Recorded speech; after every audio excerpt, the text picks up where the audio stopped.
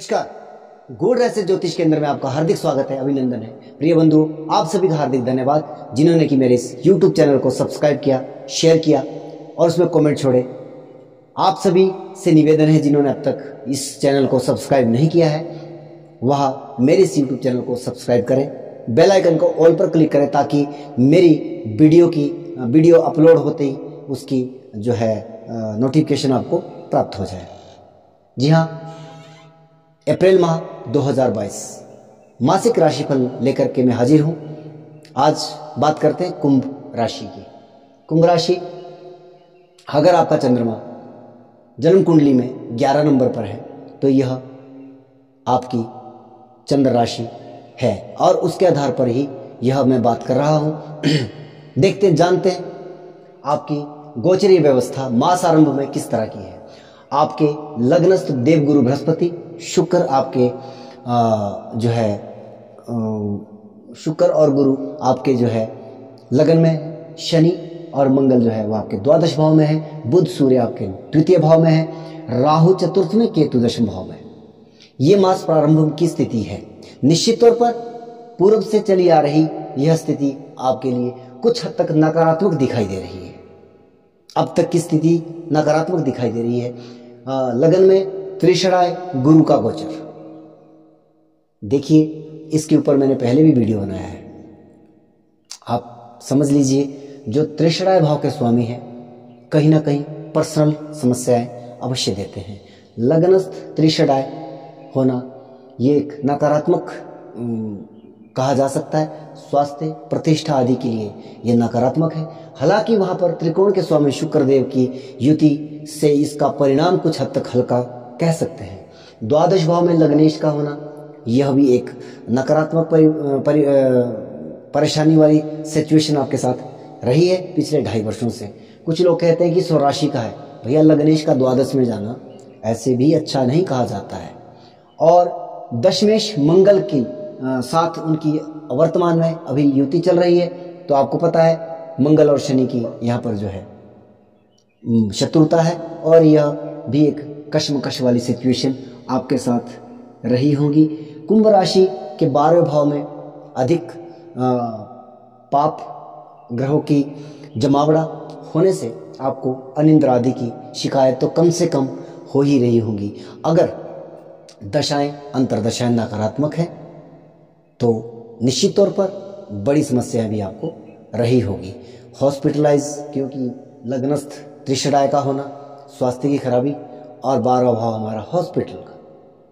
मैं यहाँ पर गोचर के अकॉर्डिंग इतनी बड़ी बात तो नहीं कह सकता क्योंकि जेल यात्रा भी, विदेश यात्रा भी यहाँ पे कहते हैं, लेकिन वह बात मैं केवल गोचर के माध्यम से कह दूँ ऐसी मैं उचित नहीं समझता। लेकिन कहीं ना कहीं अगर लड़ाई झगड़ा आदि जो है कोर्ट कचहरी का मैटर, अगर दशाएं अंतर्दशाएं नकारात्मक रही है तो वो भी हो सकता हो।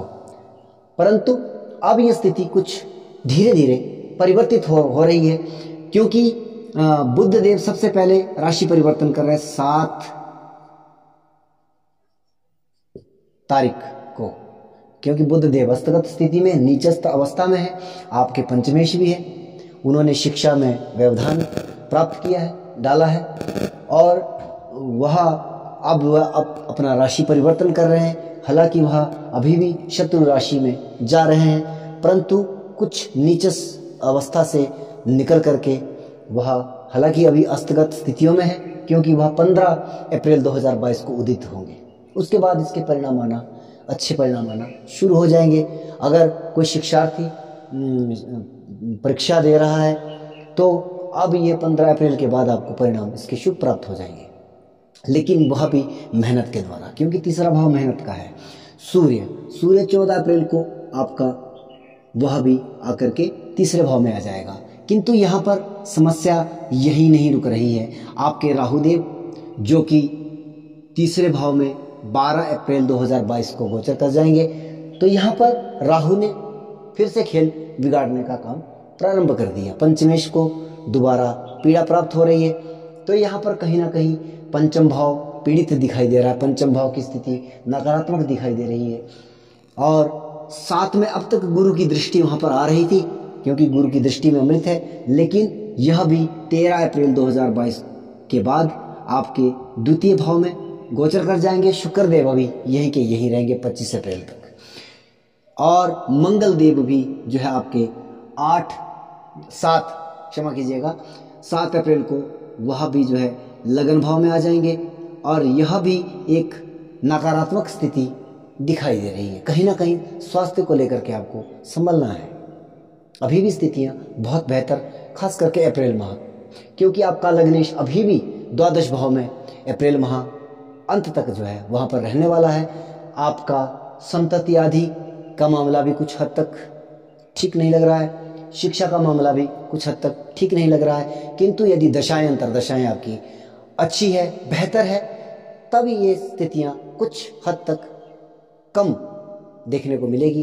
अन्यथा अगर दशाएं अंतर्दशाएं भी नेगेटिव है तो ये परिस्थितियां ज़्यादा नकारात्मक हो सकती है। आप करें क्या? आप हनुमान चालीसा का पाठ करें। मंगल देव आपके लगन में आ गए हैं, क्योंकि वह भी त्रिशड़ा है। तो और शनिदेव जो कि आपके द्वादश भाव में गए हैं, तो इनके जो है उड़द की दाल आप शनिवार के दिन जो है वो जल प्रवाह कर दें, अपने ऊपर से उतार करके। इस तरह के कुछ उपाय करें। सप्तमेश यदि विवाहित हैं तो आप आदित्य हृदय स्तोत्र और सूर्य को अर्घ्य अवश्य दें। वैसे सूर्य को अर्घ्य देना हर एक व्यक्ति का धर्म है, परंतु क्योंकि सप्तमेश आपका तीसरे भाव में जाकर के पीड़ित अवस्था में बैठा हुआ है, वहाँ पर ये एक नकारात्मक सिचुएशन आपके वैवाहिक जीवन को लेकर के भी हो रही है। लेकिन घबराइएगा मत, अगर दशाएं अंतर्दशाएं आपकी सही है तो कोई समस्या नहीं हो सकती है। और अप्रैल माह के बाद आपकी स्थिति धीरे धीरे सुधार होना प्रारंभ हो जाएगी। मैं केतु का नवम भाव में लिखना भूल गया। हालांकि केतु देव वहां पर अकेले हैं, विशेष कोई समस्या नहीं है।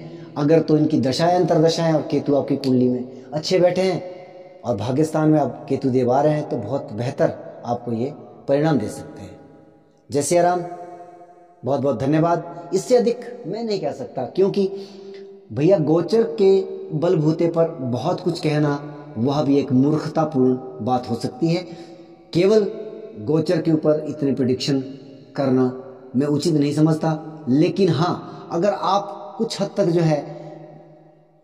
तक आप ज्योतिष का ज्ञान रखते हैं, क्योंकि गोचर एक ऐसा विषय है जो बहुत ही इम्पोर्टेंट है, बहुत ज़रूरी है। वह हर एक ज्योतिष इसके बारे में बहुत कम जानकारी रखता है। आमतौर पर लोग कुंडलियाँ और कुंडली देखते हैं, दशाएं देखते हैं, वहाँ पर प्रेडिक्शन करते हैं, और वह कई बार जो है स्टिक नहीं बैठती, क्योंकि वहाँ उन्होंने गोचर के ऊपर ध्यान नहीं दिया है। जय सिया राम, धन्यवाद।